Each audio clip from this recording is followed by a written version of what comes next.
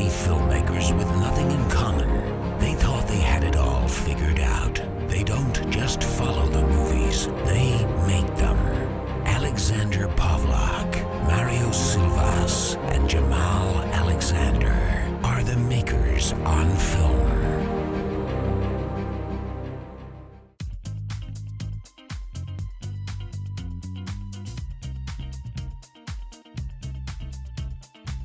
But Mario's here. Yay, we can start the show. Yeah. So did you guys watch the movie this time? No. I'm gonna turn off my Popeye. Did he just say he has to turn on a pot pie? No, Popeye. He started watching the Popeye movie. Oh, I'm watching Popeye. cartoon actually. Oh, was it the cartoon? Yeah. Wait, like the old school one? Yeah. Oh, nice.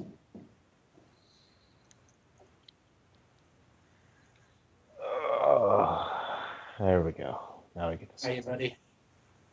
What up? How are you doing this week, man? I'm doing all right.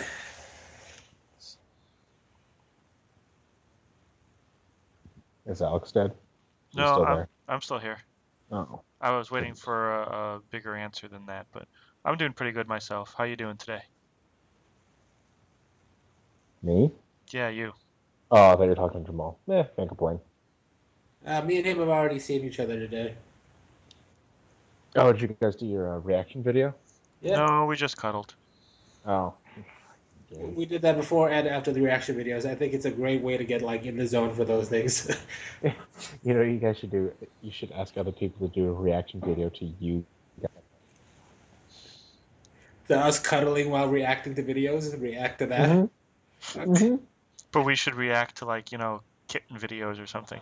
Yeah, just something inconsequential.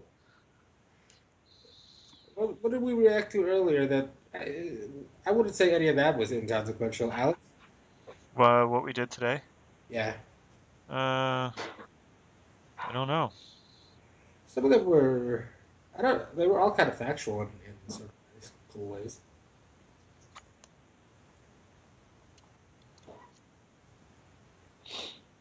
We reacted to the Warcraft trailer. Have you seen that, Mario?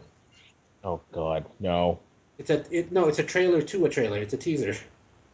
Yes, it advertises the trailer coming out this Friday. Are you fucking kidding me? I hate when No. they do that. Well, because I know they did that with Deadpool. Deadpool. Thank you. I was like, shit, was that comic? Well, Deadpool I think works because it's Deadpool. Yeah, exactly. Like, something like that I can understand, but when they did it with, when they're doing it with this one, I think it's dumb. And it was like a 16-second fucking teaser trailer. Like usually Right, teaser trailers are like 30 seconds or a little bit more than that. Right. So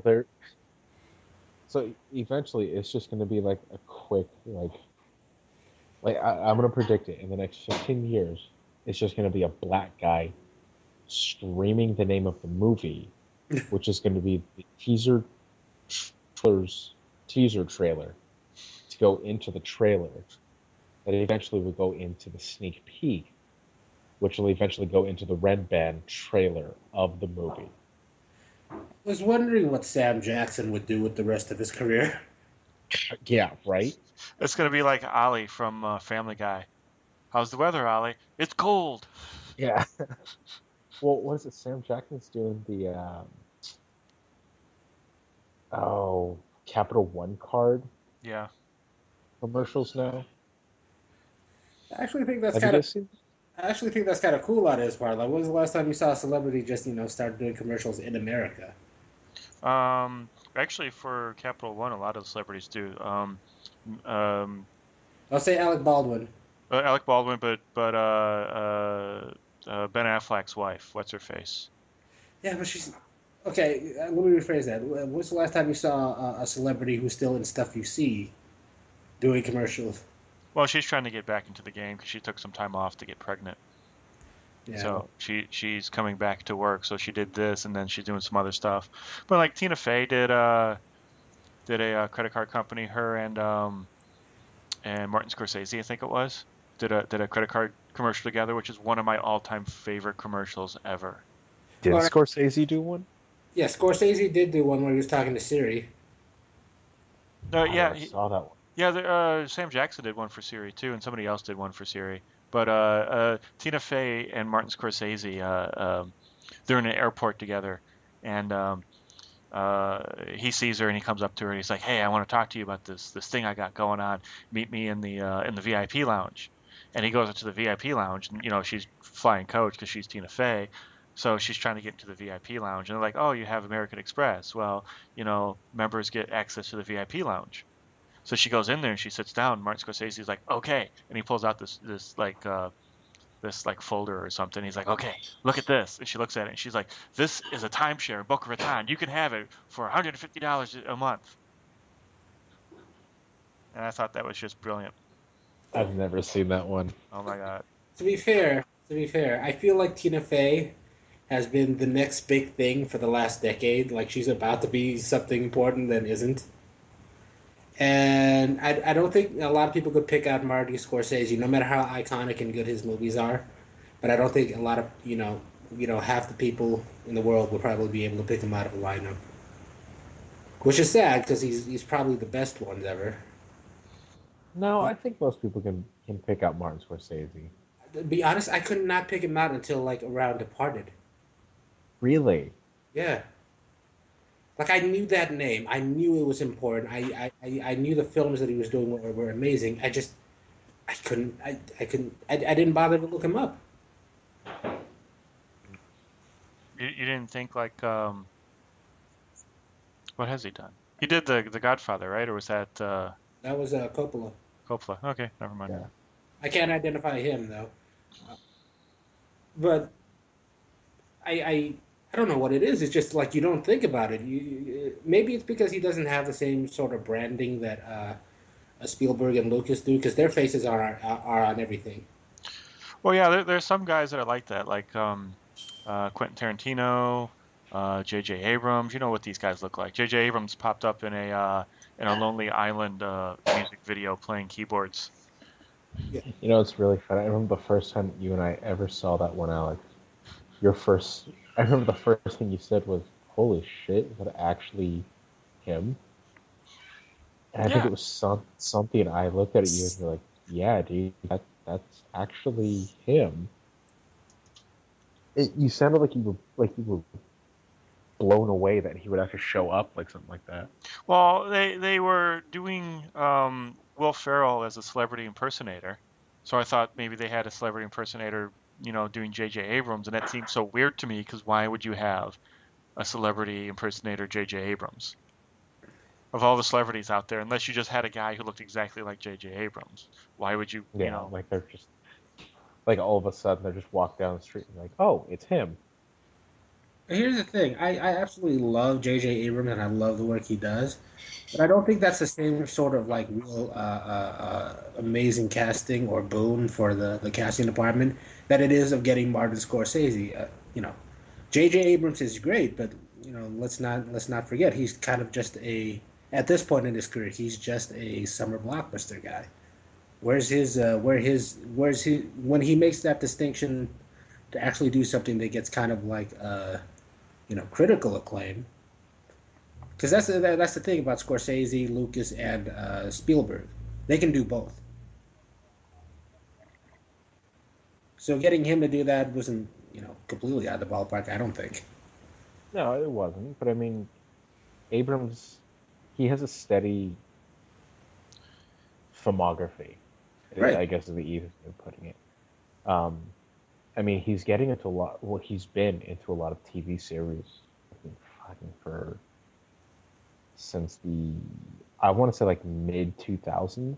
I think Lost was his baby, wasn't it? Yeah, no, yeah. he an EP. He was the EP on Lost. He didn't direct it. No, but he produced it. Yeah. Yeah, he produced it. He may have directed the first episode, but that would have been about it.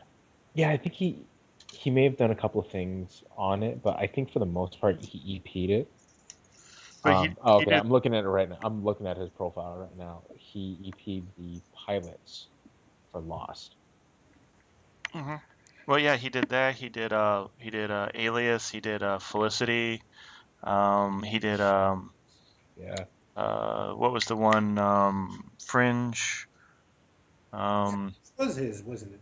yeah, Person of Interest is the one he's doing now, which Yeah. is actually a pretty decent show. I saw a couple episodes of No, that. I'm not trying to be at all disparaging. Everything he puts his hands on is pretty damn good. But Yeah.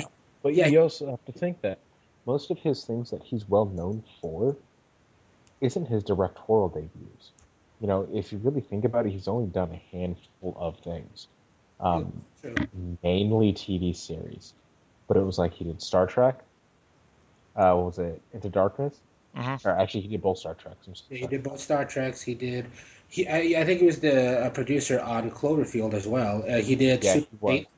But he did Super 8. I mean, that as well solidified because he did Star Trek Super 8 and then Star Trek 2, Yeah. if I remember how it goes. Yeah, he But he did one of the Mission Impossibles too, He like the yeah, did he did third number or two, fourth didn't one. he? he did number 3. I just remember that. Yeah. Yeah, Oh, was it number 3? he directed number three and he produced number four and I think he might have produced number five too. Yeah. And And he's producing the Star Trek movies as well. So and also, I think he's more of a producer than a director. As a producer, you get more say than the director does, mhm. because the director is more along the lines of how the thing is going to feel and how it's going to come across at the very end. They have a final vision of the film itself, but the Oh, producer, they're able to this needs to happen because they eventually, the producers, and especially the executive producers, they're the ones that have the final say, which I think is smarter for him to be able to do, because yes, he can direct. I mean, he's both Star Treks were fun. I enjoyed how both Star Treks, but I think he has a more important role as a producer, an EP more than anything else, an executive producer. Hmm. I think he has a better role there than as a director. Jesus Christ, there are really 6 Mission Impossibles. Yeah. again, I think anything he puts his hands on, it turns out great. But my thing is though, I think he's a better director than we've been given a glimpse of. He's by his own admission, the only reason he's involved in the Star Wars is because he grew up idolizing Spielberg and Lucas. Both of Yeah. those guys could do blockbusters and then do something that was of critical note. And watching Super 8, I remember thinking, this guy, he understands drama, he understands dramatic beats, he understands tone and tempos to movies. I feel like if you gave him the right opportunity, he could be this of that mold as well. To be able to So do. would you want him to something that he'd written, or would you want him to direct something that someone critically acclaimed has written? Well, Super 8 was written and directed by J.J. Abrams and then produced by Steven Spielberg. So Okay. he had some major backing on that. Right. But what I'm really saying is, would you want him to do those 3 roles, like him write, produce, and direct? Or I'm would you interested in think his. he's only strong in 2? I'm more interested in him just as a Just director. directing. I gotcha. I I I want to see his World War II epic because I think he could probably do really good with that. I think he can do that the way that Spielberg does. I think he's such a student of both those guys that he could pull it off, and not only pull it off really well, and get kind of that same sort of critical acclaim.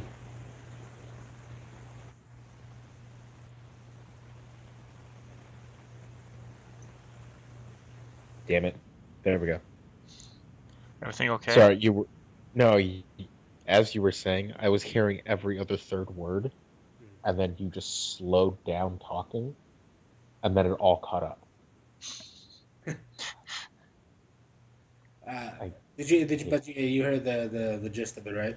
Yeah, yeah, no, I got you. And yeah, I'll agree with you. I really want to see what he can get done. Yeah. Well, he will have some time after. Well, I don't know if he'll have some time after Star Wars because they were talking to him about doing the third. I don't know if he's concrete into that or not, but he might get some time Yeah, after Star Wars to do something. And he'll probably want to do something that's not so high budget and not so special effects laden. yeah, they do the Star Wars. Well, they've already decided they're going to do a trilogy for sure. They're doing it really weird. They're skipping movies. He is doing the third, but somebody else is coming in to direct the second, which is kind of weird. Yeah. Well, I don't think they really intended to have the same director come in to do all of them or repeat any of them. So I'm actually surprised he's coming in to do the third. As we're talking about that, I just thought of Joss Whedon. He did the Avengers, the first one, and Hmm. the second one. In between, he did like this really weird kind of black and white interpretation of a Shakespeare play, a contemporary take on it. So there's an example of a guy who wants to do both, like be critically acclaimed and to do serious, to do like big budget, popular fare. Well, I think he can do both at the same time. If you ever watch like Serenity, which is amazingly written and amazingly acted, and has so much forethought to it that he can do kind of serious and dramatic mixed in with high budget and special effects and all that. So I think he's got a rare talent where he can mix everything together. It was about mid-sentence with Alex talking. Skype stopped with both you guys and said, "We're here to improve your experience," and then shut down Skype and then started updating. Nice. That's what I did right before I signed on to Skype too. Yeah, I had something that popped up that asked me to rate Skype. Like, go away. Apparently, they need to work on their timing. Uh, Mm-hmm. okay. So back to Alex's point, he was just pointing out that Joss Whedon is a guy who could do both at once, the big budget fare and the critical acclaim, because Serenity was such a well done television show. Yeah. I here's my problem. No matter how good that show is, no matter how well the dramatic parts of it are, no matter how well the writing is or the editing or anything, it's never going to get past a certain point because people look at it and see sci-fi, and that automatically has that sort of stigma that says, well, this is not the sort of thing that we would, I would nominate for anything or I would vote for in anything because it's not serious, basically, quote unquote serious, which is unfortunate because some really good fare has come out in the last 10, 15 years. For instance, the Dark Knight franchise, which just seems to be the only one that's kind of broken that mold. Yeah, I mean, unfortunately, you're right about that. And it's like I've been watching a lot of like video game movies, and nobody has done a good one yet. Like I had really high hopes for Need for Speed because there's no real plot to it, so they could have done anything. And they had Jesse Pinkman come on from Aaron Paul. Aaron Paul, thank you. And they had him come on, and he's a wonderful actor, and he acted the hell out of the Breaking Bad series. And I thought with him coming in that they were kind of trying to say something like, "Look, we're getting good actors. We're going to give them something good to do," but they didn't. It's like the best uh, video game movies so far financially have been the Resident Evil series, which is sad because it really has nothing to do with the game. God, they did. But On a grander scale, the best video game movies steer away from a quality writing, acting, and directing. They sort of they lean in. They know what they are. They know that there's a certain ceiling to what they can do, and so they said, well, let's just make an action movie, and just kind of like very very very vaguely leave it at that, and well, yeah, but they said that about Batman too until Nolan came around and made it a serious film.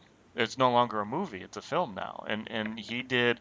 And despite what you think of the second one or the third one or the first one, he really made a character that you felt was very believable and real. That this guy could have existed. That all these people could have existed in a town somewhere in New York or in Chicago or whatever. Like you felt realism off of that, and they can do that with any well, not any, but most any um, video game. I mean, they make video games to look more like movies nowadays. It should be really easy to do the transition from video game to movie. Well, no, I completely agree about what you said about the what Nolan did, but the thing there is somebody consciously took that series away from where Schumacher was going, and he basically took it and said, "I'm not again. I'm not going to get a certain level of seriousness or recognition for this, so I'm going to steer away from it and go into the fantastical. What I know is going to sell, or what I hope will sell, whatever's popular at the time." And I'm going to put that on film. Nobody's done that with a video game. There's no Christopher Nolan guy there with the video game franchises steering it back, steering it towards more serious fare.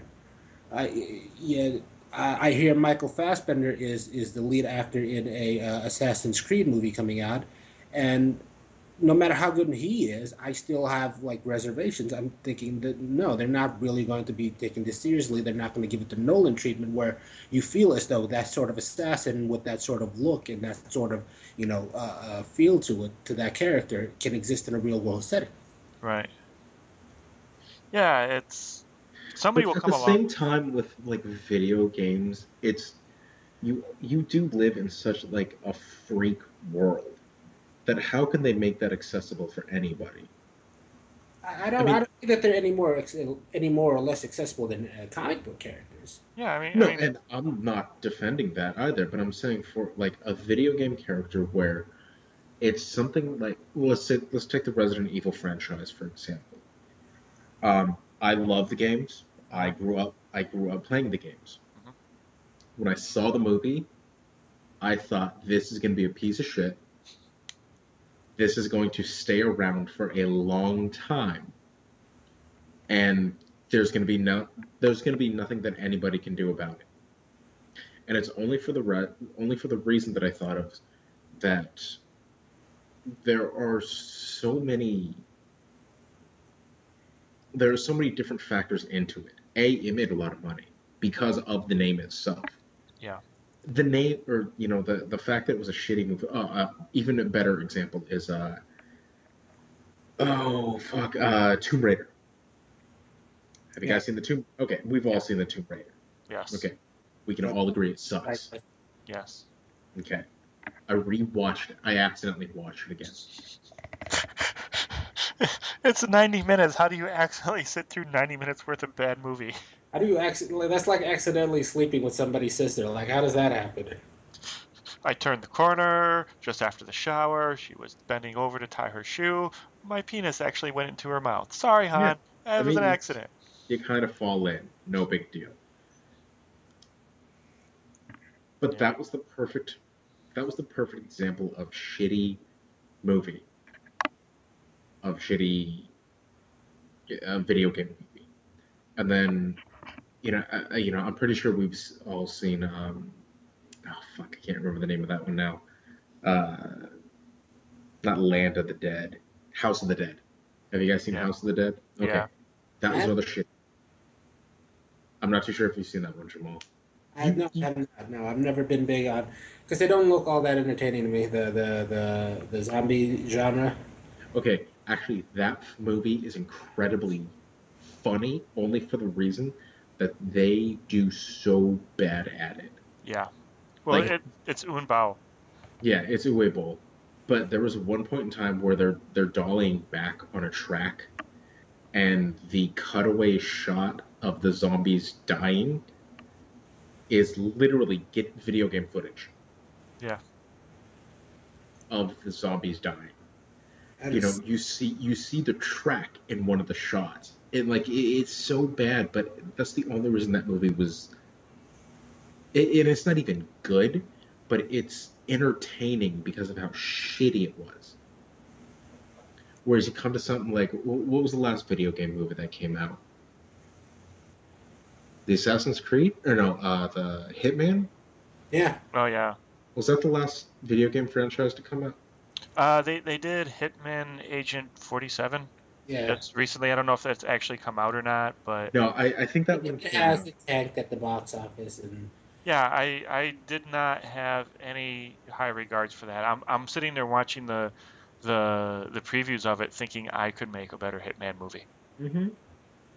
But see, here's the thing, though, is that a lot of people want it to be the video game, but they also have to make it accessible for people who have never seen the video game or who have never played the video game. Well, with something like that, it's a little different because here's a character who really doesn't talk much. The story in the first one is a bit thin. You're running around. You know, I mean, there's a connecting plot line to the whole thing, but it's very thin. I mean, Right. it's when you get into the later games that you really start getting into the character and stuff, but he still doesn't talk much. So Right. the only real way to do it like the video game is to make him kind of the bad guy and a secondary character and make it all about whoever his target is. And I don't know how well that would go over as far as a movie goes. Yeah. So, I mean, how can you really do something like that? I mean, honestly, the first Hitman movie, it was enjoyable. I liked that one. Oh, by the way, Hitman 2, Agent 47, whatever, the latest Hitman, Hmm. it came out. Yeah, I all I know is that the commercial stopped playing for it, so I figured it had come and gone. Yeah, probably pretty quickly. I And heard it did you know, terrible box office. okay, so here is something that breaks the mold, in my opinion. Have you guys seen the first Silent Hill movie? Yes, I might have. It's been quite some time. Okay, I've seen them both actually. the second one was okay. I mean, I like the Silent Hill games as well as the movie. Jamal, I would highly recommend rewatching the Silent Hill movie. It was made in '05, I want to say. Something like that. So it was like mid 2000s. '06. No. It came out the year I graduated. I remember that. Um, God, that was forever ago at this point. But it came out in '06. Um, it had nothing to do with the Silent Hill video games, but the way they did it is they made it in the same universe. So most of the characters weren't the same, if I remember correctly. Um, but it was such a good psychological thriller. Like it was a psycho horror film that was based in the town of Silent Hill, and it has Pyramid Head and the nurses and everything. You know, something that you need to see. But the thing was, compared to like uh, fucking like Street Fighter or the Resident Evils, they don't rely on the video games for it to be a good movie. They do small recalls. And I think that's why Silent Hill has a cult following. The people that love Silent Hill. The people that hate Silent Hill. There is no in between. Whereas we could go something like Resident Evil, there are people who are like, oh yeah, I saw it. It was fun. You know, I like to get drunk and watch the movie. Like you don't do that with the first Silent Hill movie. It was a great film, and it's because it broke, in my opinion, it broke the mold of video game movies. I'm actually really glad you brought up Street Fighter. That reminds me, that actually brings up a point for me. Two genres or two mediums that I think would be the most difficult to translate into film are video games and anime. And I think that because as juxtaposed to them, you have the comic book genre medium. And as an actual fan of that, there is this movement there to sort of ground things closer and closer to reality.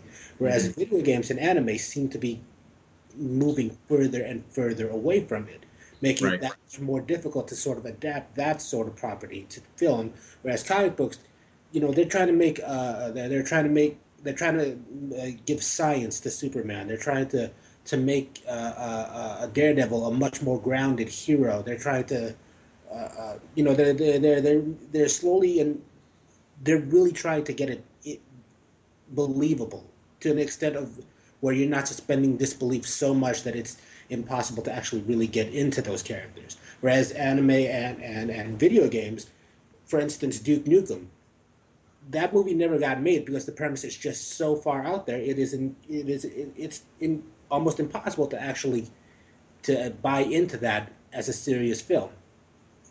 ever. I can see that. And uh, as far as Mario's point about Silent Hill being, innovative, I'll give you that. But again, I played the Silent Hill game and I really did like it. I love the survival horror genre of video games, and I thought there was a lot of stuff that they did that was just close enough to what the game showed you to make you get immersed in that world, but there was just enough different too that kept you from really falling in love with it, as far as I'm concerned. The Now, only here's the thing: watch that movie this time without watch the first Silent Hill movie again without any without any notion of the video game itself, Mhm. with you only knowing that Silent Hill is someplace that you don't want to be, what Pyramid Head is, and what the nurses are. Go in only knowing those three facts and rewatch that movie. It will actually change your appearance, or Well, it'll change the appearance. well, to your point there, isn't that what the strength of the Nolan Dark Knight franchise was? It was sort of tertiarily involving of the comic books. You could have stripped it of all the costumes, and that movie would have still worked. true. It Yeah, it, yeah. it kind of brings in the comic book aspects of the story. Really, it only like certain plot elements, like for instance, Bane breaking Batman's back and things like that. Those are the little things that they put into that film. Whereas it seems like they wrote a really good epic action movie with a underlying message to it, and then just sort of peppered it with comic. Batman stuff, yeah. And see, I think that's what's the strongest is when you can create a story around the characters. That's the strongest thing is that you don't create a story because of the characters. It just if you were saying, if you were to take all the costumes away and everything else away from the Dark Knight, it is still a good movie. Well, it's kind of like Daredevil. I mean, he didn't even have his costume. He just had a black suit on. And it was every bit as good as the Dark Knight series, is every bit as good as anything that has come before it. Yeah. And again, I will point this out as somebody that reads that is a steady movement on that medium to actually get it to more Yeah. realism. Whereas in video games, I find it harder. Like for instance, the Assassin's Creed story. I just saw a trailer for that, and it seems like they're in Victorian England, and they're inspiring a riot, and they may or may not be assassinating the Queen and taking over. See, that stuff is just getting a little too far out there. Well, if you played the Assassin's Creed series, then you'd kind of understand that. What's happening in that storyline is that a modern person who ancestors were an assassin gets put into a machine where the machine can read the DNA and extrapolate the memories of the assassin and find out exactly what happened. Which It's sounds basically what's it Tom Cruise and oh fuck, what was the name of that movie? the The the pre the oh yeah, precognitions Minority Report. Minority Report. It's basically a Minority Report with assassins. Yes, kind of. But it's like if you've actually played the games, they change history a little bit. It's done quote unquote in a different universe. So I don't Just have I just don't that is getting too far away from reality for me to buy into. To be able to read your DNA, to know the backstory of this guy from 100 years ago. That Okay. Let me ask you this. How about Inception then? Is that too far gone for you then? um no, actually, you're touche there, Margo. That's actually not too far out. yeah, it's It's the same basic thing, except they're, and don't they're get me wrong, those two movies, I'm not comparing them. I'm saying I enjoyed Inception. I really enjoyed Inception, yeah. and I want to see the Assassin's Creed movie when, I'll probably see it at the Dollar Theater. However, I will see those both movies. I'm not going to pit them against each other, but they're going to be something it's not different, but it's something that it's going to be enjoyable. And that's the hard part when it comes to films, is that there's going to be a lot of things that are enjoyable, and there are going to be a lot of things that are good. So yes, films are supposed to be this weird fantasy, fantastical, different world. Now, is it to the point that what Alex was explaining with the Assassin's Creed world? Sometimes no. Well, But a lot of the times, it's what you want to see. You know? the machine itself, though, is just a means to an end. It's the story is done in the past, and it's done kind of parallel story that is done in the past and in the future. And to marry those two things together, they have this MacGuffin of a machine that allows us to see the past through his genealogy. Right. So that's the only thing that the machine really does, and it doesn't matter what the science is behind what it works. If the story itself doesn't work, then the whole movie is lost. Yes. Well, to connect this to an earlier part of this conversation, you bring up the Assassin's Creed movie, and then you bring up Inception. Could the Assassin's Creed movie be better because it gets the Nolan treatment where they take that sort of fantastical thing like a dream machine, that sort of MacGuffin of a plot device, and then move it still consciously move it towards serious, intelligent fare? Yes. Will it happen? Probably not, because that's just not the place that medium, Dog. that Yeah. genre, I should say, of video game to adaptations is right now. There is nobody right there at this moment moving it towards the serious stuff. Maybe Duncan Jones does it with Warcraft. I don't know. Oh, I will know when we see a full trailer or a full movie. But as of right now, I don't foresee any really good video game movies coming out. Well, In the, it Uh, it really let, didn't let me happen. ask you guys this. Well, it really didn't happen with comic books until Nolan came about, and I would almost argue that the first Blade was a really good movie in and of itself. I But like that. I honestly didn't even know that movie was a comic, or it came from a comic book originally. Blade, Yeah, yeah, I but didn't know that. yeah, it was everything that a comic book movie should have been, and the original Batman with Michael Keaton was pretty good, but it wasn't really a serious medium to do this until Nolan came around and did it. Hmm. Yeah, I mean, I I would say that Bryan Singer did it first with the X-Men. okay, I will give you Bryan Singer. He did a really good job with those first two movies. And I cannot stress, Blade sort of has its foot in both doors. Mario didn't even know that was a comic book movie. That should tell you how good that movie stood on its own. But it still was an action movie that moved towards that what sells. Yeah, It wasn't completely serious yet, but it moved. But it straddles that line to some extent. And then it is so important that the X Men came out, or X Men, the first one, the first two actually, and they were serious, and they did have this underlying plot, and that he did take real world sensibilities. For instance, the fact that he's a gay man and in the early 2000s and was discriminated against, and use that as the personality for this film. That sort of opened the door for serious fare like that for Nolan. Didn't quite hit the all the right notes afterwards. Things like the first Daredevil movie, the Blade, not the subsequent Blade movies, the Ghost Rider. Those were all missteps. But Ghost Rider. you still had things like Ang Lee trying to make the Hulk serious.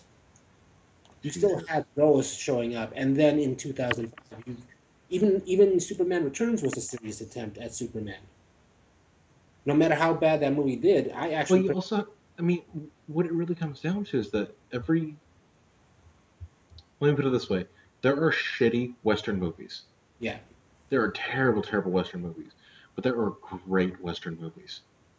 There are shitty sci-fi movies, but there are great sci-fi movies.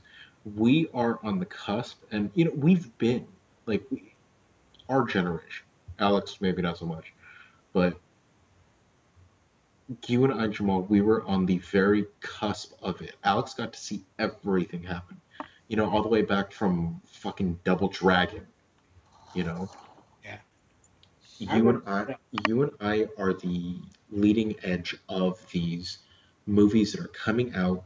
That what it is, you see these really terrible movies in the very beginning, and trust me, we've seen a lot of shitty, terrible comic book movies. But they're starting to slowly get better because they're realizing what works and what doesn't work.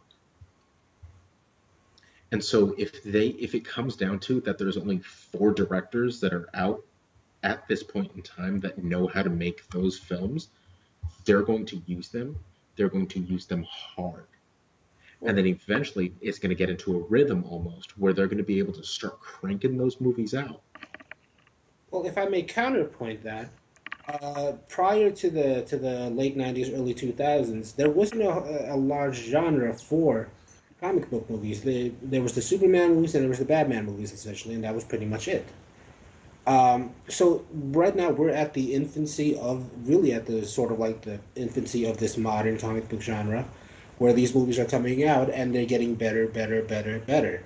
At the same time, we're also like that timeline lines up with video game movies. We only started doing those around the same time we started doing comic book movies. We had a few in the past, but now we're at this place, and they're both about the same age. One of them is making progressions faster and faster and faster. The other one is just sort of stagnated there in just barely above direct to DVD or on demand quality stuff.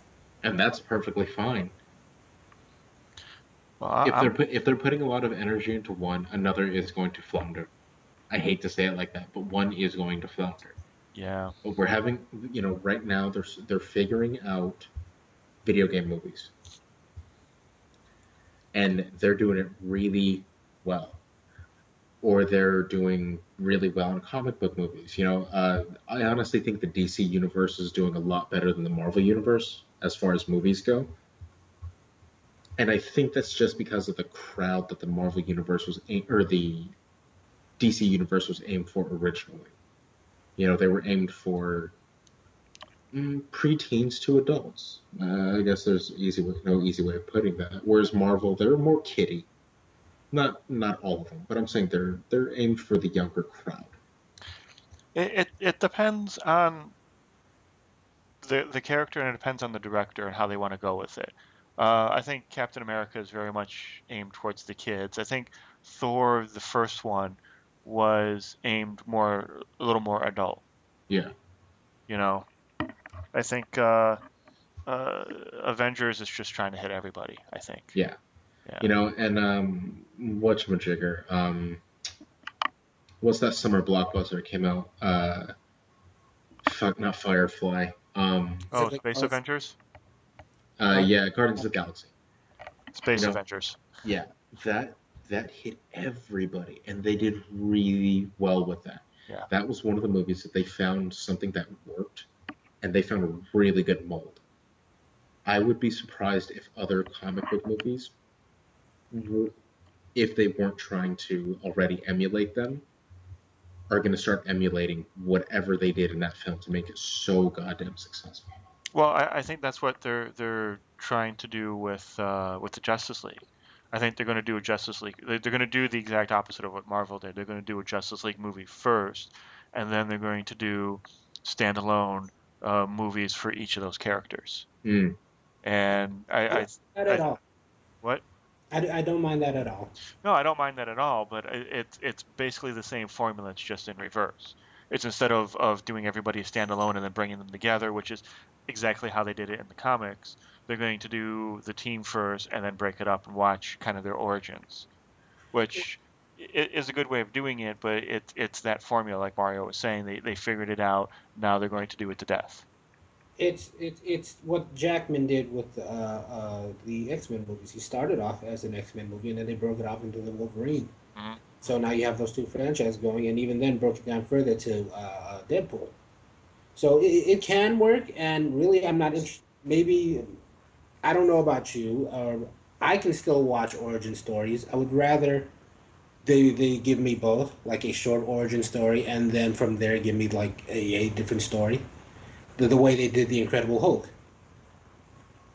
Yeah, yeah. The Ang Lee one or the Ed Norton one? It's the Incredible Hulk. Incredible Hulk's the Ed Norton one. Okay. But basically, they showed you just like a quick, summary of why he is how he is, and then they gave you a different story. True, yes. And I'm perfectly okay with that instead of just having to go through the motions of another origin story again. Well, yeah, a lot of people, they find that the origin story is the more boring story, that we just want to get to the action. Yeah. I don't have a problem with origin stories. I think there's just too many of them at this point. But I really like the way Nolan did the Batman one because he kind of had the same pacing and the same feel for each of his movies. The origin story didn't feel so much like an origin as it felt like a cog in the machine that is Batman. So, Well, or Dark Knight as it's referred to. I think what Nolan does with that first Batman movie is that he takes advantage of the one thing that origin movie has over its sequels, in that you can get a full blown message across. You set the tempo with that movie. You kind of like pick a direction, and you do that, and that's what he does in the first Batman movie. He says, "This is why I'm doing it. This is how these are this is my rationale."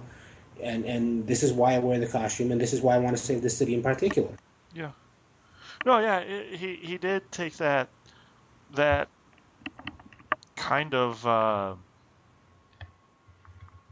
kind of thing that you have to do, that staple that you have to have in your movie, and he did kind of make it a little different. I mean, because he could have done this whole thing where you see the parents get shot, and then you skip right to him being the Batman. But he did a nice little thing in the middle where he actually kind of confronts or tries to confront the guy who killed his parents and was going to shoot him, and then from there he made that decision to become the Batman, which is really cool because that's kind of something we don't ever see in these stories. He gave us something unique in the origin story.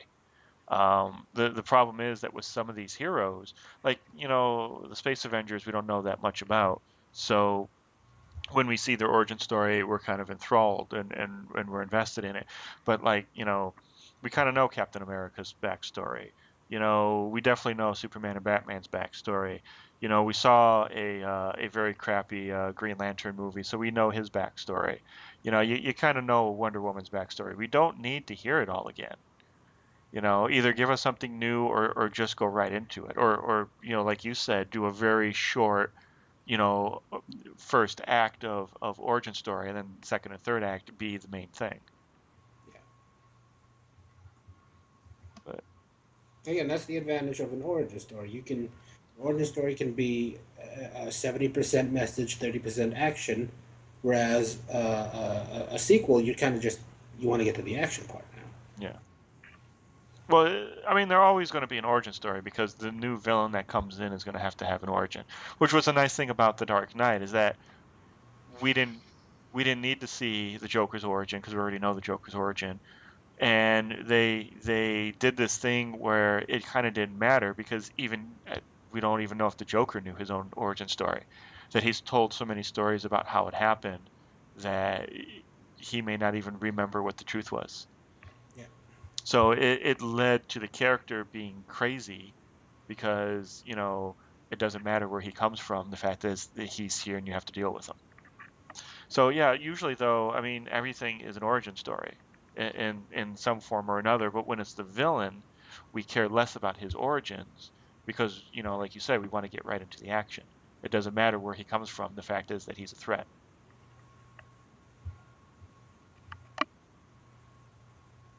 Yes. Yeah. So going on from there to our main topic, which is completely the opposite of what we were talking about. We have a fun little summer comedy about Sorry, baseball sorry about What that. and alarms. It's about alarms.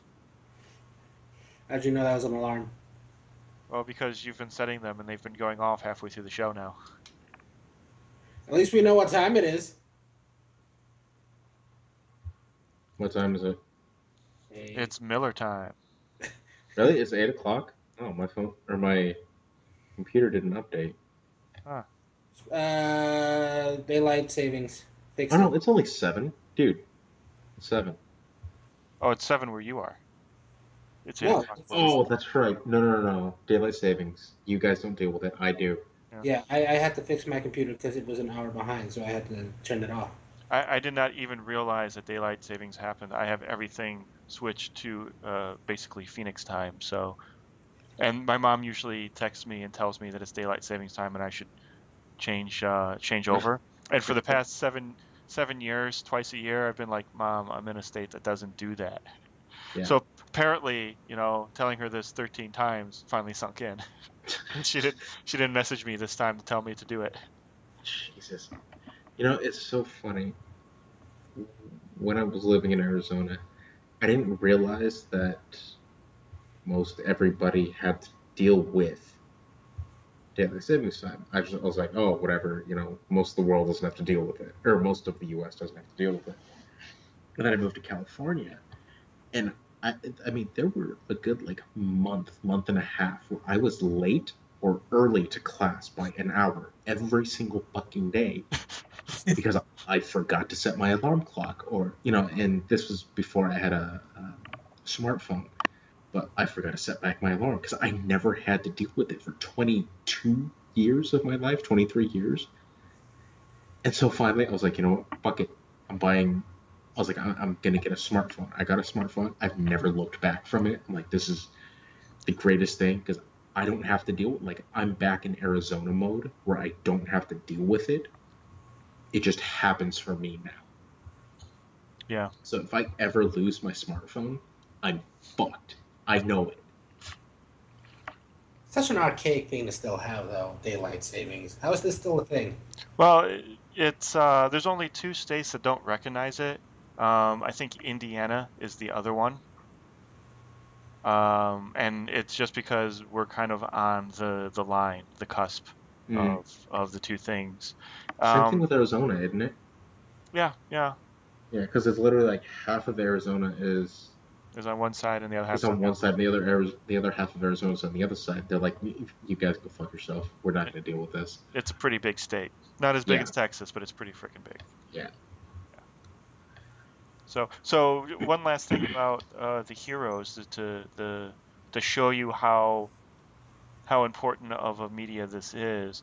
Amazon Video has a season pass for all of the DC TV shows, the DC Really? comic TV shows. Yeah, Nice. there's I an don't. advertisement on IMDb. It says get your season pass now, and it has the DC logo on it. No fucking way. Yeah, and it shows the 4 major shows going on right now: Arrow, Flash, Gotham, and then Supergirl, which I haven't seen that yet.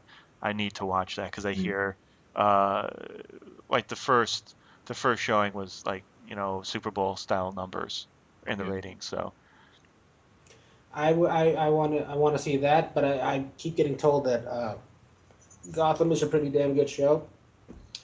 For as big a comic book fan I am, I'm not currently watching any of those shows. mm, And the reason behind that is that they're a 24-hour commitment because there's 24 episodes a season. mhm. And I feel like I would start it, stop it, and then feel super terrible that I stopped it. Well, I've gone through like the first 2.5 seasons of Arrow, and I haven't gotten back around to it yet. And I've seen a little bit of The Flash. I've seen a couple episodes of Gotham. Gotham seems like it would be a really good show. I just haven't really gotten into it yet. I don't think I've given it the time. Well, my thing to you there is that what is Arrow if not hand-me-down Batman at this point? It It's, is, but because Batman's being redone in the movies, that they needed to do somebody else. But yeah, yeah, you're kind of right. I have absolutely no problem with that. The advantage of those using characters like the Arrow, who's barely A-list in DC standards, is that then after that you have to use B-list and C-list guys, and I have no problem with those characters being introduced to a wider medium because there's some really good characters that nobody's ever heard of. Yeah, well, I mean, Adam is barely A-list in DC terms, but no, not a lot of people have heard about him. Introducing him in that medium kind of helps. yeah. Well, they're the Flash and the Arrow is supposed to be putting together some sort of team. I don't know when that's supposed to debut. But Firestorm, who's a B-list character, is on that. You're getting the Hawkman and Hawkgirl on there. yeah. Are they doing both? I knew they were doing at least one of them. See, they were doing Hawkgirl, and then they brought in Hawkman. Really, what they're doing is that they're training audiences to recognize those characters, so Yeah, that one day they could probably have movies of their own. probably. So has that TV show come out then? No, it is the mid-season for both the other two shows. Okay. So when they go on hiatus, in the way that Agent Carter is mid-season for Agents of Shield. Okay. Makes sense. All right. So, going back to Major League then. Yes, You guys both saw the movie, right? I did. The one with Chow Yun Fat, right? Yes, the one with Cho Yun Fat, because I'm Yes. sure he's in a Major League. Then yes, I saw it. Yes. You Okay, you good. just take Chow Yun Fats and everything, though. Who was it? Pride and Prejudice. Chow Yun Fat. Was he really? No. I was gonna say that's kind of impressive. Who was in The King and I? Chow Yun Fat. I'd watch that. He was actually in The King and I. What did he play the king? Yes. No, he played I.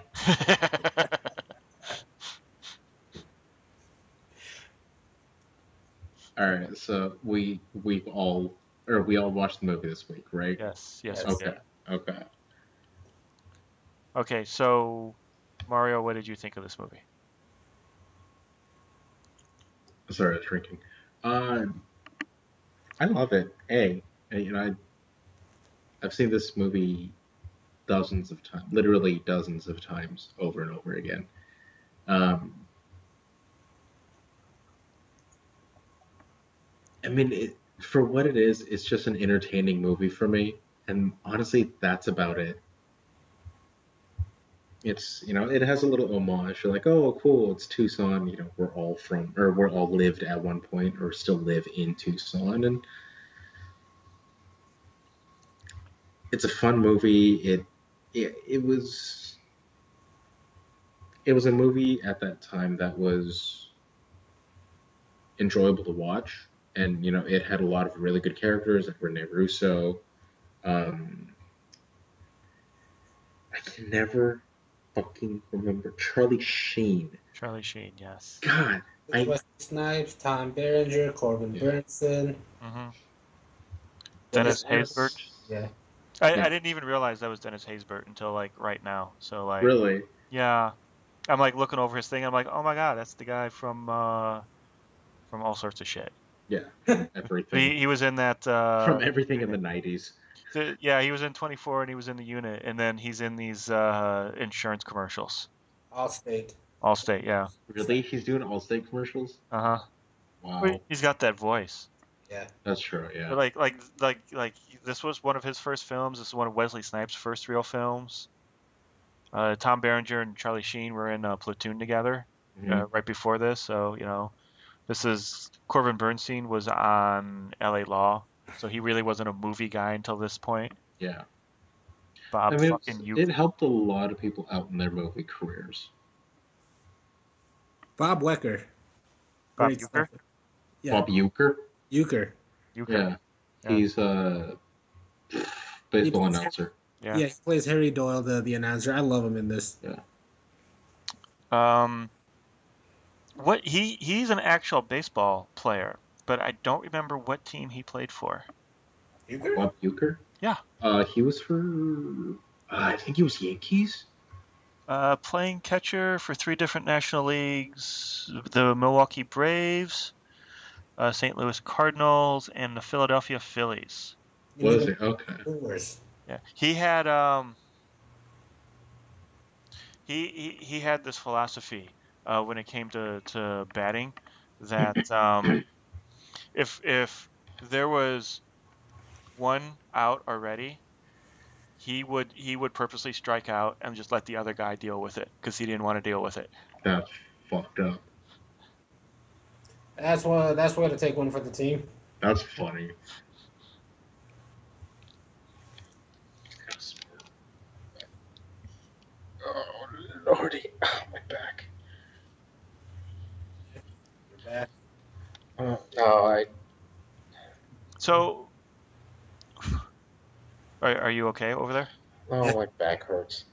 Or is this Well, gonna? take a second, or you all right? Huh?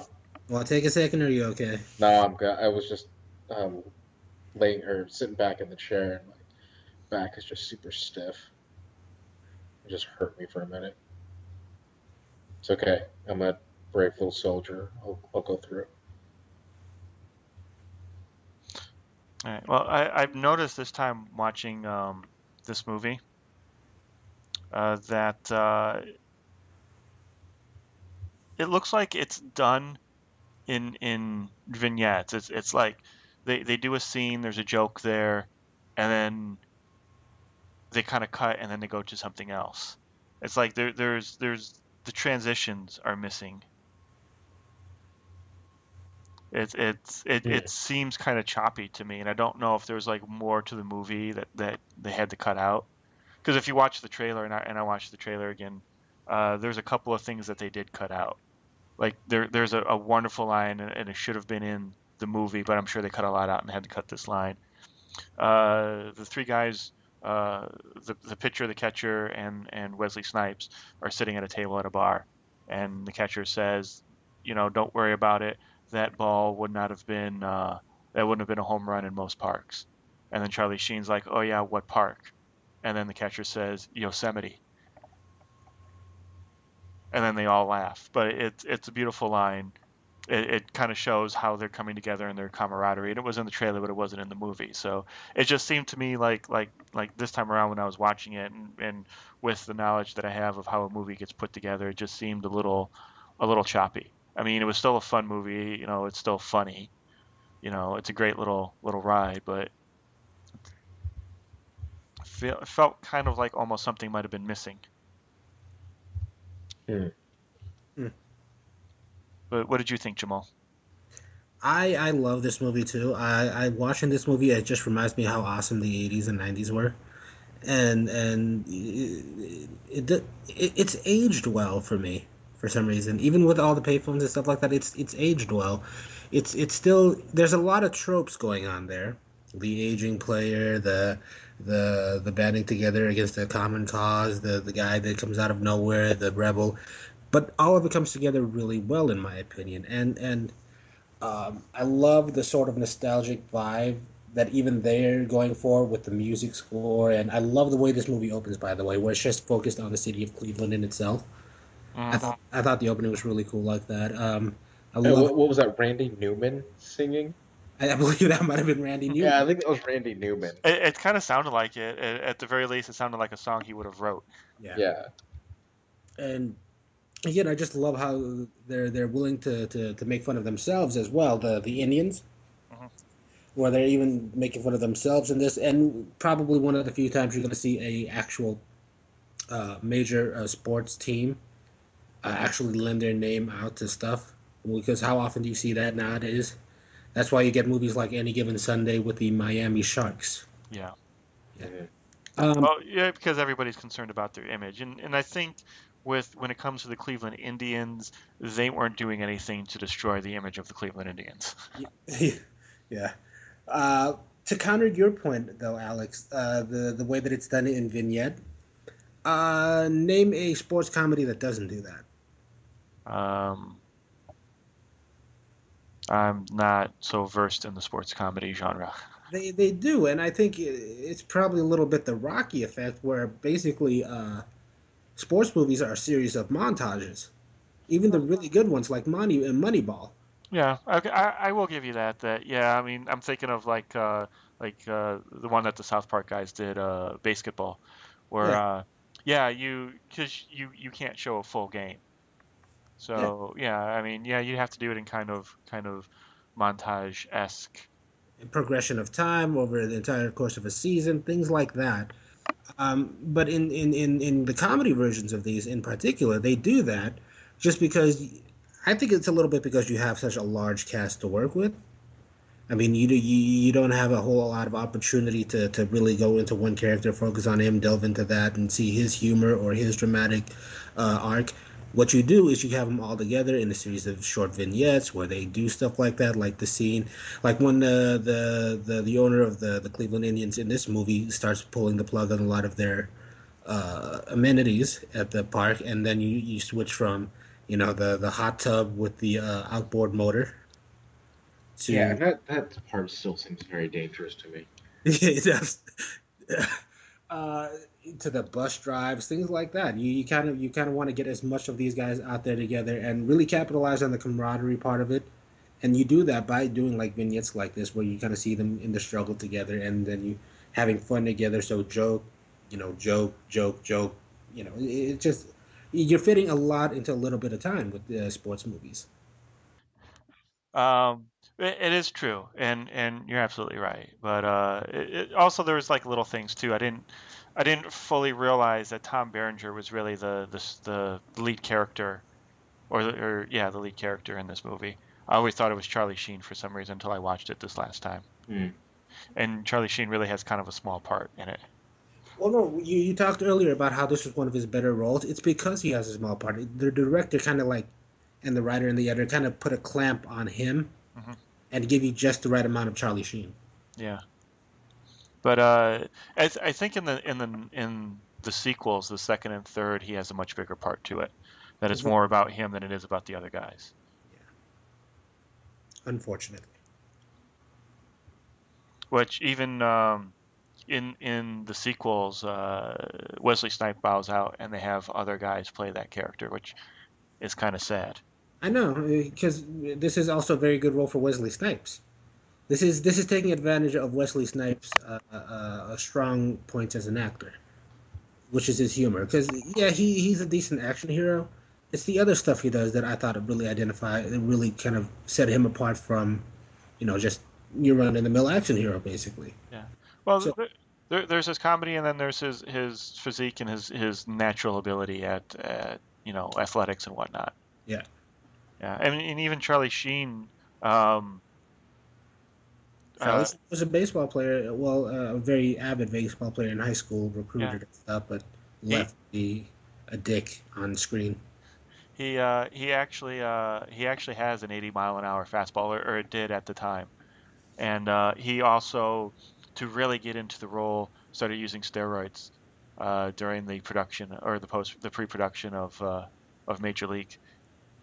Because it wouldn't be a baseball movie without steroids. Oh, That's what was missing from Moneyball. Yes. Well, I mean, Moneyball really wasn't about the players, so it would have been like Brad Pitt or Jonah Hill taking steroids. Taking speed. There you go. Or yeah, on LSD. set. You could be LSD like Doc Ellis. I'd watch it. Well, you would watch a Doc Ellis movie just because of that game. I kind of want to just watch that game. I don't even like baseball, and I would totally watch that game knowing that guy is high on like four different things. Now that you bring that up, do you guys find it funny too that the older pitcher in this movie had all those ways of cheating? Yeah, Uh, I I, thought Yeah, that was fucking he has hilarious. badges still on one hip. Yeah, I think that's kind of accurate. I mean, it's No, done to a much further extent, but try to put shit on the ball to do that no, yeah. that's very much real. In fact, not too long ago, a few years back, somebody got caught doing that, and they kind of like banned him for a few games. for a few games. For a few games. Well, that's all they can afford at that point in time. Well, then there's the whole controversy over somebody doing something to their bat, filling it with something or whatever. Sammy Yeah, Sosa cooking his bats. Yeah, yeah. which later they found out wasn't a thing. But yeah, they accused him of like cheating like that, and they suspended him for a little bit too, didn't they? They did suspend him for a little bit. Um, I again, we could argue. I do believe that that does give some unfair advantage to the bat in itself, and he only got caught because he busted the bat wide open when he did that. Yeah, and Yeah. fucking exploded. That was the funniest goddamn thing. See, this is what baseball needs: more movies like this, because it's unless you're watching the World Series, which is or the playoffs, the ratings kind of lag. Movies like this kind of just help like their or any sport actually kind of make them more accessible to the fans because I only know about hockey because as a kid I used to watch Mighty Ducks. Mighty Ducks. I was gonna say, See, there's a movie I'd like to see a sequel to done right. Well, they've done sequels to it. they've done sequels They to it. did three, and they were pretty good. I'm Yeah, not and gonna, it was right to end there. yeah, Yeah.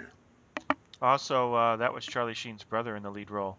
Emilio Emilio Estevez. Estevez. Yes, That's Charlie Sheen's real name is Charlie Estevez.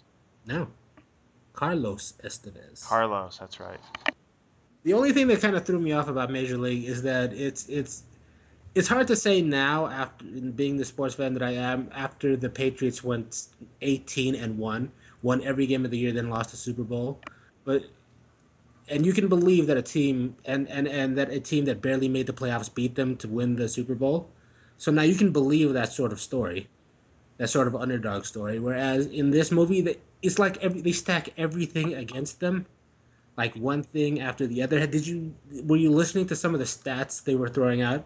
Like Vaughn is 0 for 2 against this guy, or Behringer's character is 0 for 12 against that guy, and that they're all the way down and they have to win every game to get in there, or just a bunch of stuff like that. Those are the only things that kind of I thought they overdid that, and it sort of took away a little bit, but.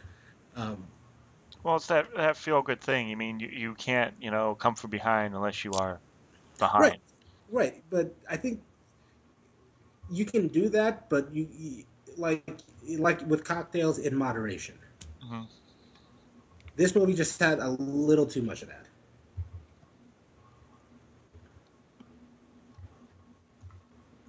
No, I thought it did. I thought it was good for what it was, because you don't want to build it up too much, saying like, oh, this person doesn't know how to do this, or this person is, it shows that they were trying, but they were just rookies, Well, when they were doing it. it's funny because you see everybody's story arc come to a conclusion in that last game. Yeah, The Cuban, Joe Boo and everybody. yeah, the Cuban hits the slider and he does it Yeah, himself. Charlie Sheen, strikes out the guy that he's been throwing home run pitches to all season. The catcher Tom Berenger, he's able to run it out to first. What's his face gets the Willie Mays Hayes gets the steal home. So yeah, it's like everybody's in that last game. Everybody had a conclusion to their story. So yeah, it's like it was a little cliche in that manner, but on the other hand, that's where you really had that good feeling to it. That's why what made it a feel good kind of movie. yeah, Right, and I think you could have still had that, but maybe have not toned down maybe some of the dramatic stuff that were going around, like the tertiary stuff, but just some of the things that they were saying as far as stats and stuff like that. Oh, you got to win 32 straight. Oh, you're 0 for 2 against that guy. I thought it was just a tad too much, but it's not a huge complaint on my part. I still think the movie as a sports movie in itself just holds up really well. In fact, better than most, because this is at least a realistic take on the game going on there, as opposed to what do you call it? The Longest Yard with Adam Sandler, where it's completely comical take and fake take on football. Right. Well, the question is, how many games can you lose and still be a series contender to go into the postseason? Apparently, in 1989, you could lose 61 at the very least. How many games do they play? They said something about yeah, 172. yeah. There's at 172. so you can lose a little bit less than half. So you're looking at what, like 45% of your games you can lose and still go into the. Honestly, I would say in real world, at best you could probably lose a third of your games and get in there. Okay.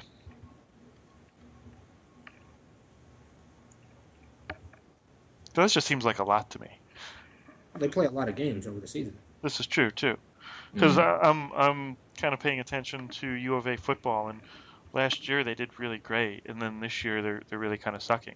Well, Like, no, the vast difference between baseball, basketball, and then football is that football you have to watch every week because there's only 16 games, at least at the pro level. Every game counts, and at college level, it's all about. It's less about the actual wins or performances and more about perception. If you lose two, you look terrible. When there's another team out there that loses one or maybe doesn't lose anything at all, and so, because they arbitrarily, or well, sort of arbitrarily, still decide who gets into the playoffs or not, you have to be an undefeated team to make any kind of noise. So, like the U of A team, let's say they play 10 games, lose two, that's a failure of a season. True. That's how much a win means in a win and a loss means in football. Yeah. Well, yeah, because I was listening to somebody who was talking about the baseball season and how you can lose a game and it doesn't really make that big a difference because you play so many. Yeah. But I was just wondering how many games can you lose before and still be able to get into the playoffs. It also depends if there's A wild card. the wild card. Depends on the wild card at that point in time. But Depends on- most of the time, you can get away with like, I want to say like 7 or 8 losses, and that's like you're pushing wild card. That's actually very dependent. If another team had gone like 12-8 as well. Yeah. Well, that's So kind of what happened in the end of this game. The playoff that they did against the Yankees, that third meeting with them, was a single elimination game to see who goes on into the postseason. yeah. So it was because they were tied for first place, I guess, for going into the post. Mm. Yeah, So and it really depends on on just the year and your division. Like if your division loses a ton, like all your teams are sucky, and and the next best team loses half their games, and you only barely have to win, half your games to get into the playoffs. yeah, but Honestly. they're in a division with the Yankees, so Well, yeah, in the scenario of this movie, in like real baseball and stuff like that, I think there's no real criteria for getting into the playoff. Just be better than the next best team. it's like running away from a bear. You don't have to be faster than the bear. You just have to be faster than the other people in your party. Yeah, you just got to be faster than Alex. I think we're both faster than Jamal right now, so Jamal should always be in our camping party from now on. No, they're thinking of doing an animated Popeye. They already have a trailer for it, but I've seen trailers for stuff that never actually happened.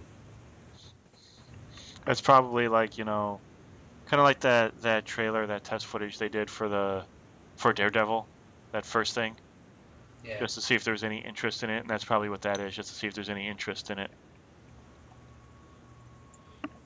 I'm starting to feel like these kids today are just so far removed from the stuff that we watched when we were younger that, they're still relevant to us, but they have no idea who some of these characters are. Like, I'm shocked some of them know who Bugs Bunny is. Well, Bugs Bunny still has a cartoon. He lives in a house with a squirrel or something now. No, I watched that. It's actually very interesting. You know, only for the fact that it's not a Looney Tune cartoon. It's a sitcom. Is it? Yeah, him and Daffy are roommates. Well, Daffy mooches off of him. And there's really not a whole lot of just like side gags or stuff like that. It's just them sort of going through the daily motions, making jokes along the way. Interesting. It's pretty funny. I like it. Well, I watched a little bit of it. All I saw was Bugs Bunny and some sort of squirrel living in a house together. So I think you might be thinking of Speedy Gonzalez, who's also like the third there.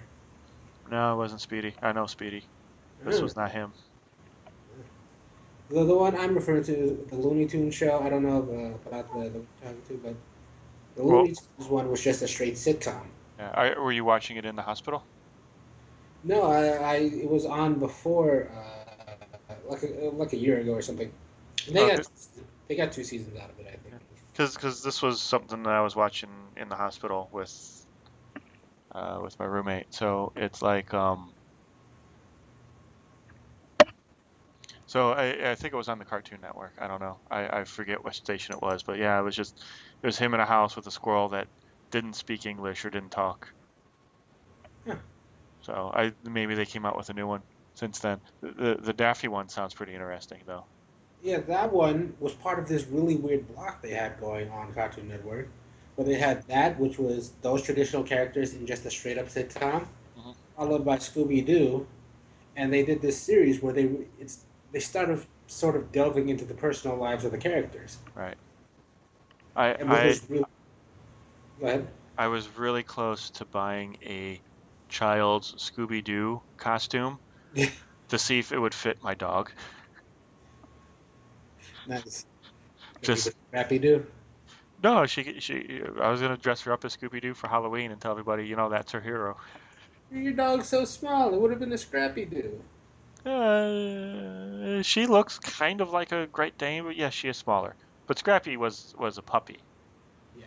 so like my Chihuahua could be Scrappy Doo, but uh, Butters is looks like a Great Dane but smaller. I sometimes tell people she's an average Dane.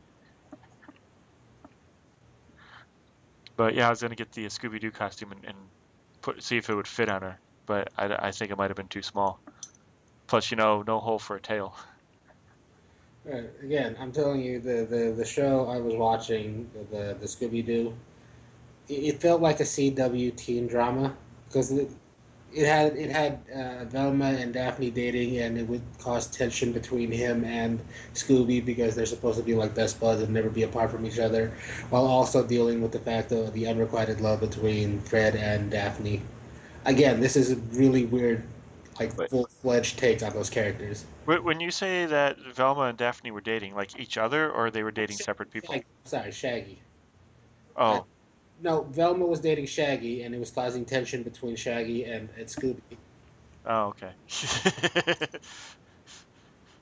And and Daphne and Fred were still kind of dancing around each other's subject, while also there being a mass conspiracy in the town of they live in, where they solve crimes as often as they can. It's like ever watched that show Supernatural?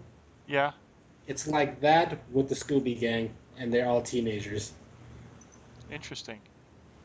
So it was a really weird block: a sitcom starring the Looney Tunes, Yeah, followed by a teen drama starring the Scooby Doo. Scooby Kids. I would probably watch those though. Those sound interesting to me because they're different takes on the characters. That's why I found it so cool and why I watched them. I think they were targeting just because of that. I think they were targeting older people with those Right, slightly older cartoon fans. right.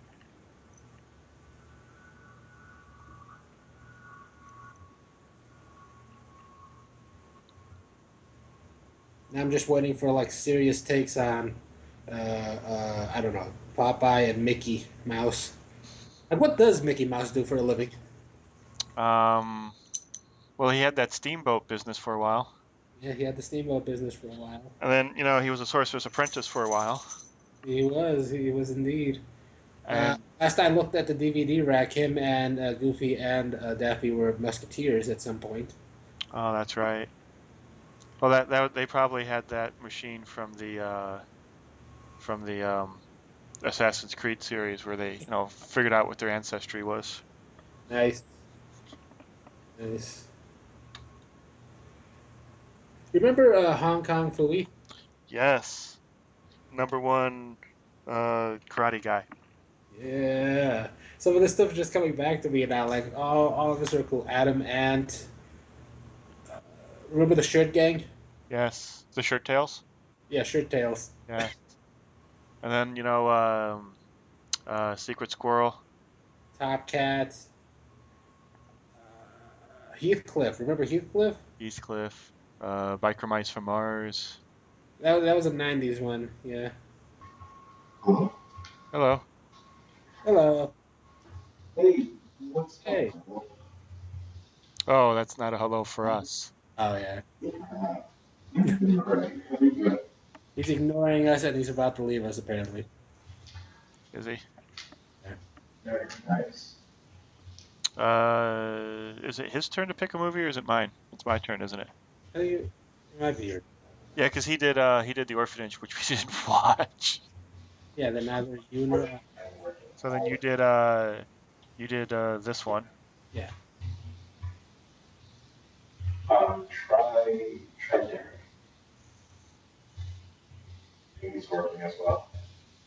Great. Now we get to hear his side of the conversation. Okay. First things first, I think you can hear and I'll show you how to use it. Okay. Alright. I'll talk to you later. Joe was pretty good too. It's not, I don't think anybody was.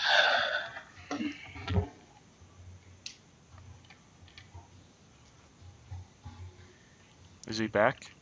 No. Mario, you missed it, bro. We were talking about like really serious takes on some old cartoon characters. And then, And then you came around and ruined it all. good. I want you to remember that. I ruin everything. I'm starting to notice. You're a dick. You're a whore. Wait, actually, Mario's a good barometer because he's slightly younger than I. Do you remember Hong Kong Phooey? Yes. You kidding me? Oh, okay. All right. Hong Kong Phooey, #1 super guy. Super guy, that's what it was. All right, okay. No, because we were talking. I was watching a Looney Tunes where Bugs and Daffy. This is the premise for the entire series. Are roommates, and Uh-huh. it's not a cartoon sight gag type thing. It's just a straight sitcom. You just follow them through the motions. I think they were gay lovers. What? Like you know how in a cartoon there's like a bunch of gags and stuff. Yeah. No, this is just them sort of living together and then kind of like going through sitcom type situations. And then having the sex. The cartoon sex. Yeah. Well, yeah, there's a lot of sound effects like that slide whistle and the boinking. Yeah. Yeah. when he goes down on him, he just.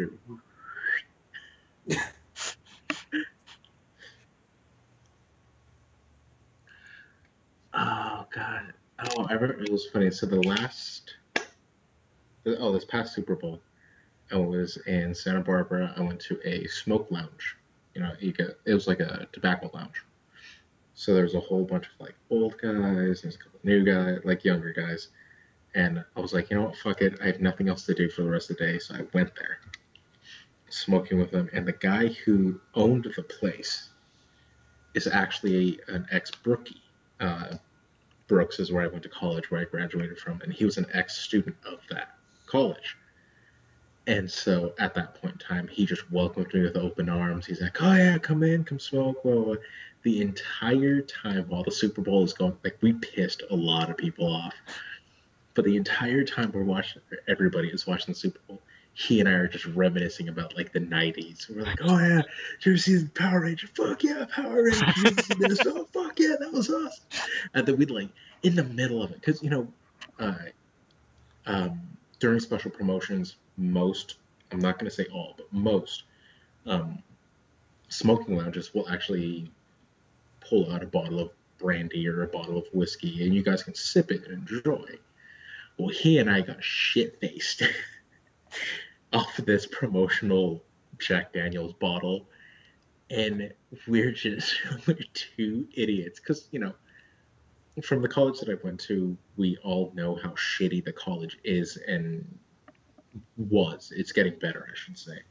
But we all understand how shitty the college was. And so there's this really sick camaraderie that comes out of it. And so we were just having a blast, just talking back and forth, until finally this one dude in a wheelchair fucking rolls around in like a complete 180, and he goes, guys, we're trying to watch the fucking game. And he fucking rolls back around, and we look at each other and we're like, oh, that's right, there are other people in this room with us. Nice. I just remember having this weird ass conversation with that guy. It was so funny. So how was your guys' Halloweens? I was in the hospital. You know that. Okay, so no sexy nurses for you? No, none of them dressed up except for cat ears. That's a shame. Oh, that's weak. Really? No slutty nurse? Dude, I would have been a slutty nurse for you. It's probably good that you're in California then. I appreciate the gesture. I don't appreciate the visual. What? No. See, I would have made you feel. I would have covered your eyes and be like, Jamal, guess my costume. And I would have made you feel it. You.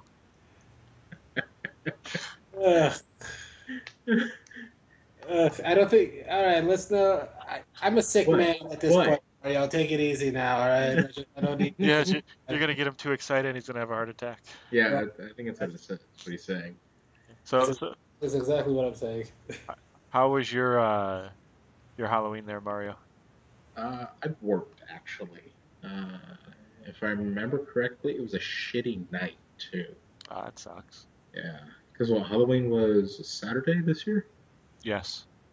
You know, Yeah, it was Saturday. literally 3 days ago. Yeah. Yeah, I guess it was, wasn't it? Yeah. Yeah, I worked that night. I don't want to say bad customers, but I mean there were a couple times that I didn't mess up, but other people did when they were giving me the foods and everything. But anyway, I think I only had like 4 or 5 deliveries. But there was one of them like it took me almost an hour for them to even give me the food before I could drop it off. Oh, I'm sure the restaurants are busy. Yeah. No, that was the thing. They weren't. Really. Yeah, the restaurant that I'm speaking of, I'm obviously not going to name it, um, but they're just synonymous for being terrible. Mm. Like everybody knows how bad they are. And then Is this a the next, chain or is this something that's just indicative to the Ventura area? no, it's a chain. Okay. A Jeez. peppery place to go and eat. It took them it took them 40 minutes for them to even get me my food, and they didn't even get me my food. They're the food to deliver. Um, took them 40 minutes to realize that no one had put the order in for the Well, food to be made. So I'm assuming that's not your job to put the order in. no, literally my job is to show up, say hi, I'm here for the delivery, and then most of the time they go, "What are you talking about? Where are you from?" Even though my shirt says the company name, and I have a giant catering bag that has the company name that I work for, and they'll say, "Who are you here from? Who are you picking up? Or is this order for you?" No, no. And then after about 2 or 3 minutes of them looking confused, they call a manager. And this specific company, this is exactly what happened. So All so of it's that happened. so this is a specific company. This is not just every time you go to a place. No, this is this specific place, this company, Okay. Peppers. Whenever I go to Peppers, this is how it always happens. Okay. So they walk out. They say, "Oh, have you been helped yet?" No. Okay. And then they disappear. 5 minutes later, someone else come around the corner. Have you been helped yet? No. Okay, let me help you with that. All right, no big deal. And then they'll ask, "Are you here to pick up for yourself?" Like, no, I'm here to pick up for my company. And they say, "What company?" And you just don't think of just saying the company name right off the bat. No, because I actually am hopeful that most people that work food service aren't that dumb. Um, well, I've been proven wrong multiple times. your waiters and cooks probably aren't that dumb. I mean, it depends on where you are, where you go. Right. But you're talking about the hostess. Yeah. They're I they're usually young girls or young guys or people who aren't smart enough to. yeah, and trust me, I'm aware of that now. So that it so this particular company, it took them 40 minutes for them to put the food order in, and then within about 10 minutes of me arriving, my boss and like everybody else is calling me. They're like, "Have you left yet? Have you left yet?" And I'm like, "No." So 40 minutes goes by. My boss, like specifically my boss, and the dispatch has been calling me nonstop. And then after I tell them, or after they tell me the food order hadn't been in, my boss calls me. I explain to him. He tells me immediately. He goes, "What I need you to do is go to the manager, ask them who took the order, why they didn't put it in, and how this can be alleviated for next time." All right. So I did that. My boss calls me back after I get the food, and he's like, "Yeah, we're not going to have to worry about that anymore." I'm like, did he just pull some mafioso shit on us? Like, what the fuck just happened? Like, cool as a cucumber. It was just like, we don't have to worry about him anymore. Nice. Okay, boss. Sure. Just make sure all your, ducks are in a row, Mario. Yeah, essentially, he was basically telling me, like, just keep your head down for the next couple of days and you'll be okay. Cool. You take a couple days off. Yeah, I wish. But yeah, that was my Halloween. Mm. And immediately after that, I had 3 more orders that were not as bad, but they were still pretty shitty. How was your Halloween, Alex? Well, I saw it again. I'm sorry. Your first boob? I think it haunts me, Mario. What did you see? I saw the Tucson DeLorean again. Did you chase it or did you get in it? It was parked over by Club Congress. Okay.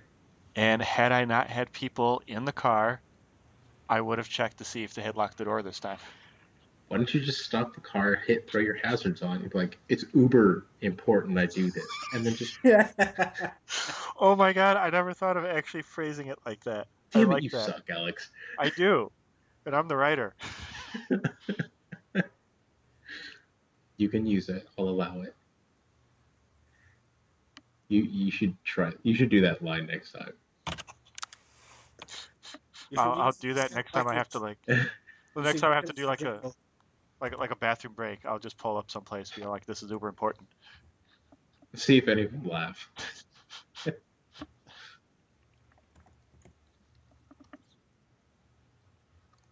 Well, I'm sorry you weren't able to get into it. No, that was quite disappointing. But I had a busy night. Lots of, scantily clad women complaining that it's cold outside because, it does get a little chilly here at night in October. Yeah. And of course, they were wearing nothing but a thin spandex dress that looked like a nurse's outfit or, a mermaid outfit. I feel so sorry for you. Yeah, but they go from one for a fraternity house to my car to another fraternity house, so They're just leaving piles of semen on your seats. It's just dripping out of them. I wouldn't be a bit surprised. Did I tell you that one of the girls was in the car? She was talking to like the other sorority girls. There's like 3 or 4 of them, but one of them, the way she was talking, fully expects to be roofied at any given fraternity party. Like, was just cool with it. Yeah, she's all like, "Oh yeah, this fraternity, they their initiates have to roofie a girl and have sex with them. FYI, kind of a thing." And I'm like, What? why are you going to this fraternity then if at any given time one of these dickholes could roofie you? Yeah. Which I assume means that you just, you don't drink anything that's given to you. But then again, these girls, they get into my cab telling me how they've done like 10 tequila shots. They want to get raped, essentially. I mean, it's not even fucking whores. God damn. Well, Honestly, that makes me worry for the fucking youth nowadays. Because if you think about it, Alex, those are the people that are going to be taking care of you when you're older. well, no, those are the people that that are going to marry rich, so they don't have to worry about it. Ugh. And they're still going to get ahead in life. Yeah. What was that, Jamal? There's a DeLorean club in town, right? Is there? Yeah. I should go to their meeting to see if they lock their doors. Arizona DeLorean Club, and it looks like they have a bunch of DeLoreans. Oh, it's Arizona, not just Tucson. Yeah. Although I can't wait to hear the phrase, well, guys, I got beat up this past weekend. By a bunch of DeLorean drivers. By a bunch of DeLorean drivers. DeLorean owners.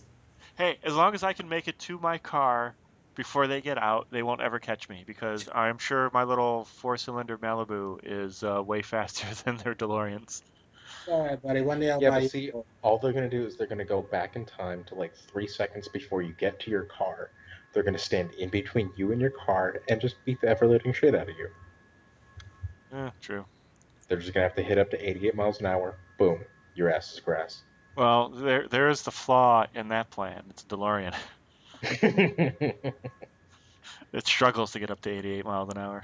Hey, if they can go downhill, you're hosed. All right, buddy. I'll buy you a DeLorean one day.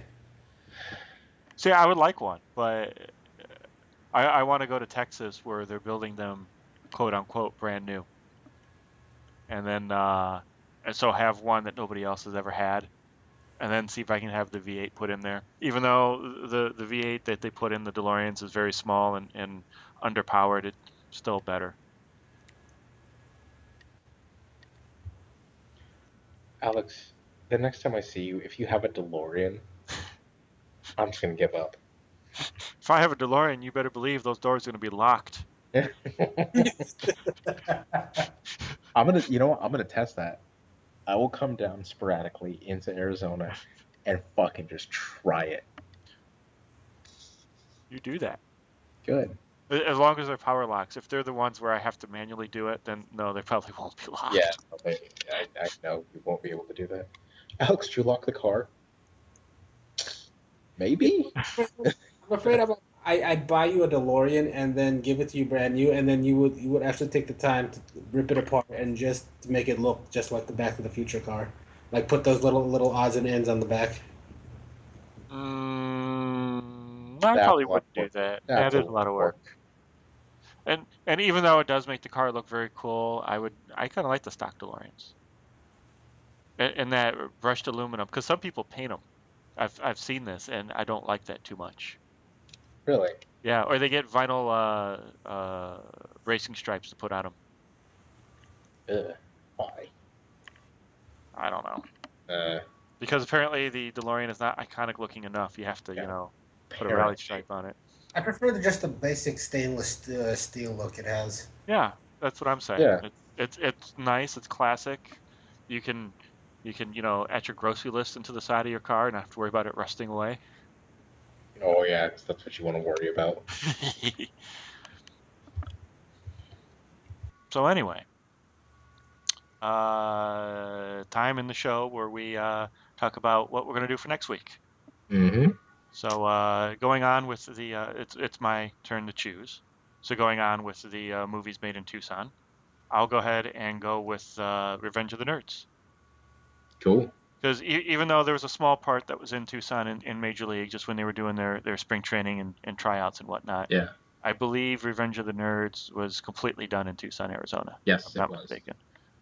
Mostly at the U of A, but I'm sure they did other stuff around town too.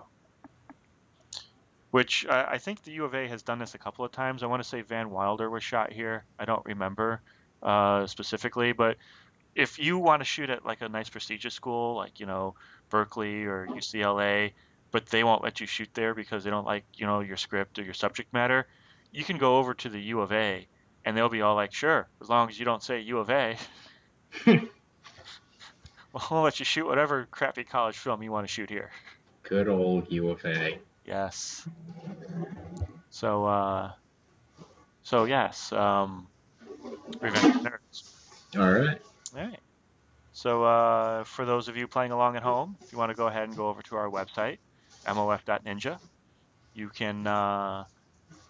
can hear the previous shows that we've all done if you haven't heard them already. This is episode 29, I believe, that we're doing right now. So we've been doing this for about 6 months. So there's 6 months worth of shows out there. Hey. I'm sorry.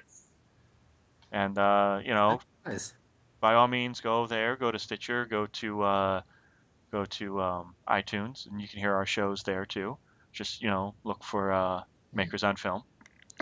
And also at our website, you can see the show notes and see links to the movies that we talked about, and go over to Amazon and rent them and watch them and see what we have to say about it. And if you agree with us, you can leave us a message, or if you disagree with us, you can leave us a message, which is fun because then we get to read those messages, on the air, which we haven't done that in a while. We should probably No, see what it is that we're building up because we only get one. message a show. Yeah, if that. So we're just building up right now. It's sometimes too. My brother came back and started messaging again. So Oh, did he? Oh, okay. Yeah. I'll have to read those. So yeah, we can do this next week. We can read off the messages. Dope. So make the message for this show a good one. And well, thank you, Mario, for joining us. Very, very much appreciate you taking the time out from your busy day of urinating and smoking dope. I actually do want to pee really badly. I've had to for the past like 20 minutes. And Jamal, thank you for joining us and taking time out of your busy day of basically trying to lead a stress-free life until you figure out what's wrong with your heart. We do appreciate your time and your effort for being here. Thanks for volunteering that information. I can delete it if you want. You're good. You're good. Okay. And then I guess I thank myself for putting all this together, just being totally awesome about the whole thing. No one likes you. Seconded. That's fine. You guys cannot like me. I like me, and that's all that really matters. That's how the I only think way he's gotten through life. Yeah. I think we should end on that note. Okay. Well then, thank you to the audience for joining us, and hopefully you join us again next week. Bye-bye. I love most of you. It's me you don't love, isn't it? Yeah. That's the only person. Join the makers each week as they discuss film, TV, and pop culture. To learn more about them, go to mof.ninja. This is Michael Caine saying goodbye.